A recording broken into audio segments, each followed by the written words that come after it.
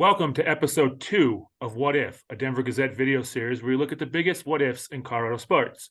I'm your host, Chris Schmaedeke, and today I am joined by our Nuggets reporter, Vinny Benedetoo. Vinny, how's it going today? Going pretty well. How are you doing? Doing really well. I think this is a topic that's going to be fun to talk about. And, I was looking back at this a little bit. The topic today is, what if Mike Conley's shot goes in the 2020 bubble playoffs in the Jazz and Nuggets series? So that was, the COVID year. We had the giant hiatus in the middle of the season until the NBA decided to go down and play in Orlando in a bubble. The Nuggets were down there for 83 days, but this was their first round series. They were the 3 seed against the 6 seeded Jazz.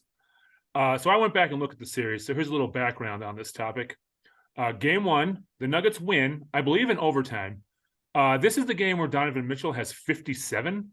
But the Jazz still lose, and I still remember the classic Jamal Murray saying, this guy scored 57 on us, then he had to see him at the cafeteria or something like that. Like they ran into each other after the game, which I thought was really funny. Game 2 and 3 of this series, the Jazz just blow the Nuggets out. Neither game is close. The Nuggets look uninterested. It just seems bad. Game 4, the Nuggets lose by 2 to go down 3-1. This is the game where Jamal Murray has 50 and Donovan Mitchell has 51. So the Nuggets are down 3-1. Game 5 and 6 are the Jamal Murray coming out parties. I think he has 42 in game 5 and then 50 again in game 6 to tie the series at 3 apiece.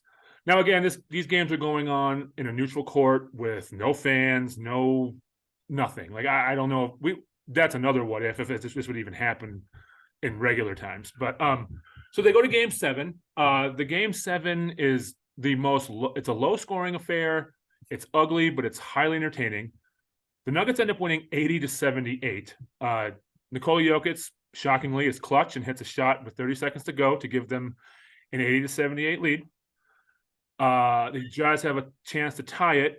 Gary Harris, who didn't play in the first couple games of this series, played great defense on Donovan Mitchell, knocks the ball away. For some strange reason, the Nuggets decide to rush up the court and try to make a layup to ice the game. That layup is missed by Torrey Craig. That ball is rebounded by Rudy Gobert, thrown out to Mike Conley, who shoots a 3 that the whole time looked like it was going in. It rims out. Nuggets win 80-78. Donovan Mitchell is wide open on that play, and nobody threw it to him.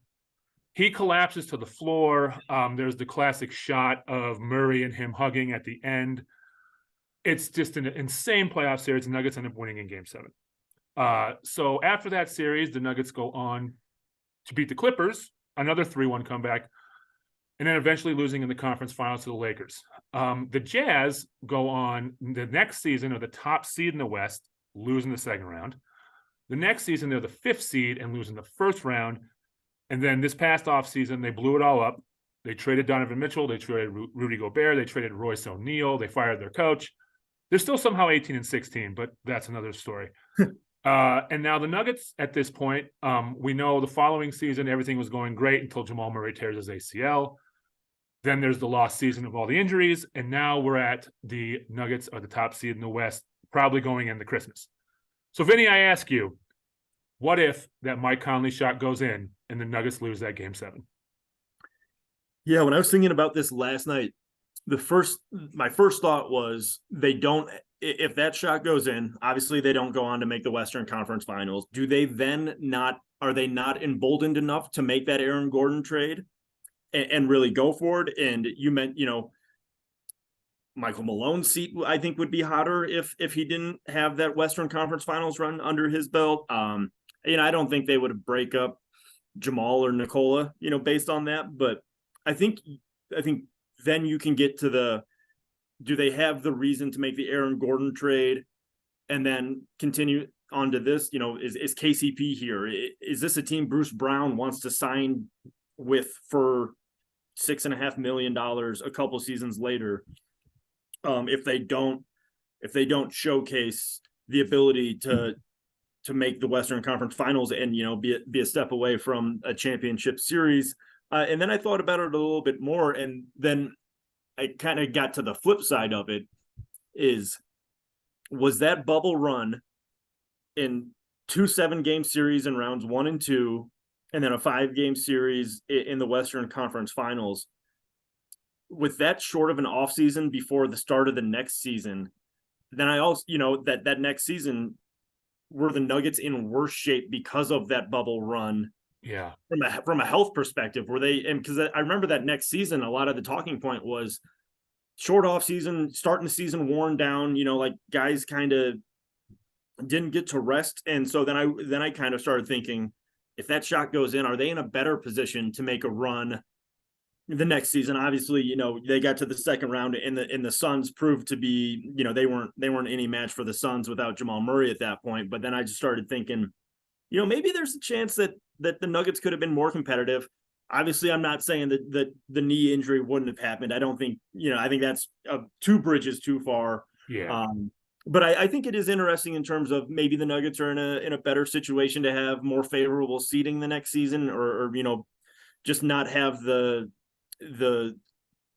more minor injuries kind of pop up throughout the course of that season if they wouldn't have had such a taxing run. And it's not just physically, I think mentally. I think you said it was 83 days in the bubble. Yes. That is, and they were playing every other day. And we heard a lot about just the not seeing your family and just how all of that stuff can wear on you. So I think, I think if they had it all to do over again, I think they'd stick with their Western Conference Finals run, Yeah. But yeah. I think there is something to be said in terms of just the fatigue, physical and emotional, that they left the bubble with, and how that impacted the following season. When I was going back and looking at this, the one big question I also had was, MPJ was not starting in the bubble, I don't think. I think they played Jeremy. This is when Jeremy Grant was on the Nuggets. Right. And Millsap was still here. And I think their lineup was Murray, Harris. But then again, Gary Harris didn't play early in that series, so I'm not sure who was playing. Oh, Torrey Craig was playing beside him. So, it was a different Nuggets. I mean, it's amazing how different. I mean, the cornerstones are still there, but it's amazing how different that team was from this current team. I think my biggest question was, they lose that series, do they become more open to trading MPJ for a bigger star? Yeah, I mean, I think that would have to be the case, because I mean, that was still, it wasn't the first time where I think, his defense had really been called into question, but that was, as that postseason run wore along, it seemed like that became more and more of an issue, or teams started kind of figuring it out. And I think the Clippers were maybe a little brutal with the way they attacked. And so, yeah, I think, if that shot goes in, so they went to the second round the year before that would have been a first round exit, and then things start trending the wrong direction. And then I think you do have to look at what moves you can make. And like I said earlier, I don't think they ever would have gotten to the point, Nicole and Jamal have such natural chemistry. I don't think someone would have to be really upset for either of those two guys to want to opt out of that partnership. But in Mike's, MPJ seems like he's at that point, probably maybe a little bit more valuable in terms of he hadn't signed that massive contract extension yet. So yeah, I think that's a fair point to make, that he might have been more likely or more available in trade talks, if that shot goes in. And I think a little bit of the playoff choker stuff starts with Malone, because not with Jokic is clutch no matter what. And Murray didn't have a great game 7 against Utah but then again, he carried them to game 7. So there was no Jamal Murray. No, I mean, it was without Jamal Murray, they're losing in 5. But so, they lose game 7 to Portland the year before at home in a game that they were up at least 15, 16 points. Then they go to the bubble, and then, they get blown out in 2 games. And if they would have lost game 7 and that shot goes in, that's a pretty bad loss, because it was just kind of stupid basketball at the end. Like, if Murray just stands there, they foul him, he hits 2 free throws, the game's over. So I think there would have been a little bit. I mean, I just think and I think that goes even into this year. Like, I don't want to say finals or bust, but it's got to be Western Conference Finals or bust for this team, I would say. And, I just think a narrative starts with, they can't win the big one when needed. Yeah, yeah, and I'm with you that this year I think a return to the Western Conference Finals is kind of, if you get there, you can call it a successful season. If you don't, I don't think there are any excuses that they've been in these playoff runs shorthanded before, and they've found ways to be successful to some extent. But yeah, winning the big one, and I think that still is, maybe we'll get a taste of it on Christmas Day. That it's obviously not, the stakes aren't as high, but Malone has mentioned before that national TV games, when everybody's looking at the Nuggets, they've struggled showing up in the regular season, and obviously there were huge clutch moments throughout that 2020 bubble run, that maybe reduced that narrative a little bit, but I wouldn't be surprised if it pops back up again at some point this season. So if the Jazz win that game, what do the Jazz do? They keep this together? I mean, I think the Clippers beat them. I think. I mean, they showed the next season that they knew how to, and that was without Kawhi. They could beat Rudy Gobert. They had a plan for Rudy Gobert, and I think they probably would have done it in 2020 too. So, are the Jazz still blowing it up this offseason, or do you think they keep trying to run it back? I mean, that had to be damaging to them, that loss, just in general. Yeah, absolutely. And I still think that they were,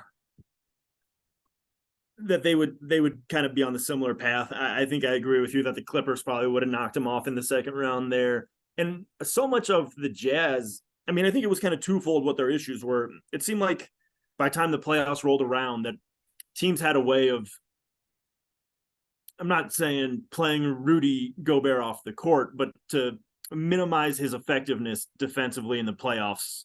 I think Nikola probably might have provided the blueprint for that, in terms of you can't just let him sit and protect the rim the entire time. But I also think there were just some personality differences on that team that weren't going to be sustainable long term. So I wouldn't be surprised even if that shot goes in, if the Jazz are still kind of on that same timeline they're on right now. Yeah, I think they were probably getting ready to reboot a little bit out there. All right, so I think the answer to the question of what if Mike Conley shot goes in, I think we're just seeing a completely, maybe not completely, but I think we're seeing a different Nuggets team in 2022-2023 season. Yeah, and I kind of alluded to it earlier, but I think that run kind of it took the heat off of everybody. You get to the Western Conference Finals with a team that is that young and that promising. Then Tim Connolly can, has the freedom to, in the trust of people, to go out and make some more moves. Even if they weren't able to retain Jeremy Grant from that team, who I think would have helped in the following seasons.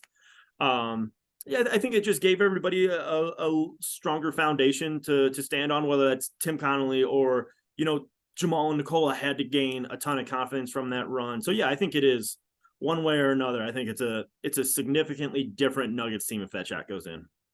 For sure. I'm glad it went in, because that was 83 days that I don't think any Nuggets fan and any basketball fan will ever forget. And I'm pretty sure the Denver Gazette launched during that Clippers series. Yep. Yeah, I remember, because that was kind of my start on the Nuggets beat, because there wasn't much going on in Colorado Springs and you could do everything via Zoom. So yeah, that was kind of my first foray onto the Nuggets beat. So it was memorable for many different reasons. Yeah, the first issue was hanging in our office, and MPJ is on the front. So I think it's from one of those Clippers comes back. But all right, Vinny, thanks for coming on and answering this question with me. Make sure to see these videos. They come out every Monday evening at denvergazette.com. And Vinny, we will talk to you again soon. Awesome. Appreciate it, Chris. Thank you.